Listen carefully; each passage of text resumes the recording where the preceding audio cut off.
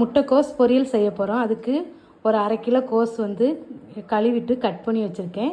50 gram பாசிப்பருப்பு ஊற வச்சு எடுத்து வச்சுருக்கேன். இது எப்படி செய்யலாம் வாங்க பார்க்கலாம்.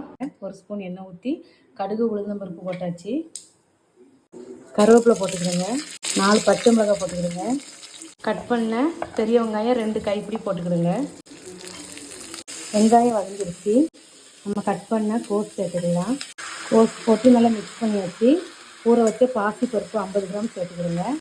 1/4 ஸ்பூன் மஞ்சள் பொடி போட்டுக்கிடுங்க. பொரியலுக்கு தேவையான அளவு உப்பு போட்டுக்கிடுங்க. கொஞ்சமாக தண்ணி ஊற்றிடுங்க இந்த கோஸ் வேகிறதுக்கு.